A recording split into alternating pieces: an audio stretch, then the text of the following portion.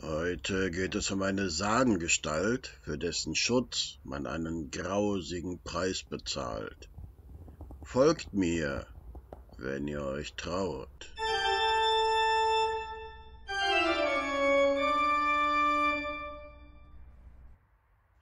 Willkommen, Freunde des Befremdlichen. Euer Totengräber befindet sich hier in der Westruper Heide, ganz in der Nähe des Halterner Stausees. Eine sandige, karge Landschaft, überzogen mit struppigem Heidekraut und Wacholderbüschen. Anfang des 19. Jahrhunderts war diese Art Landschaft im Münsterland noch weit verbreitet. Die Sagengestalt, von der ich euch heute erzähle, ist aber nicht auf dieses Gebiet beschränkt. Überall in den Heidelandschaften im Münsterland kann man ihr begegnen, so die Legende.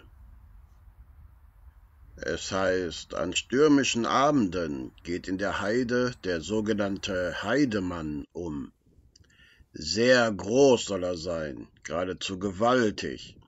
Er trägt einen weiten, langen Mantel, und auf seinen Schuhen hat er Schnallen aus Eisen.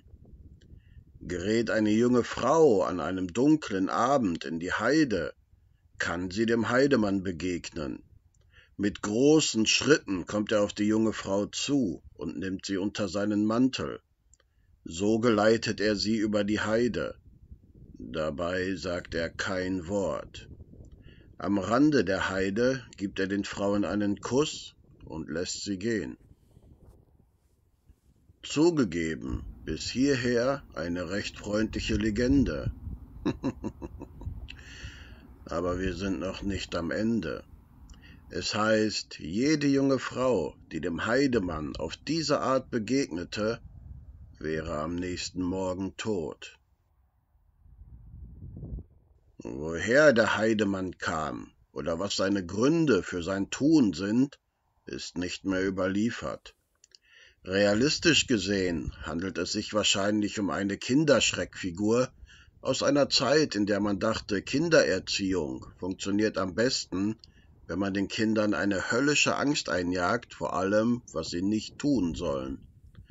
Und so sollte sie die Kinder und vor allem die Mädchen davon abhalten, abends noch durch die Heide zu wandeln.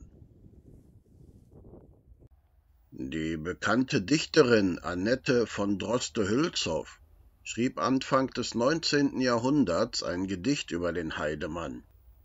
Es hat 12 Strophen. Ich werde hier mal 2 davon zitieren, um einen Eindruck davon zu vermitteln. Ihr Kinder, bleibt am Hofe dicht, seht, wie die feuchte Nebelschicht schon an des Pförtchens Klinke reicht. Am Grunde schwimmt ein falsches Licht, der Heidemann steigt. Ihr Kinder, kommt schnell herein, das Irrlicht zündet seinen Schein, die Kröte schwillt, die Schlang im Ried, jetzt ist's unheimlich draußen sein, der Heidemann zieht. Für die, die das Gedicht im Ganzen lesen möchten, stelle ich einen Link in die Beschreibung unter dem Video. Wenn ihr selbst einmal diesen oder einen anderen Ort besuchen möchtet, den ich euch zeige, werft einen Blick auf meine persönliche Landkarte. Auch den Link dazu findet ihr in der Beschreibung. Vielen Dank, dass ihr mich begleitet habt und gute Nacht.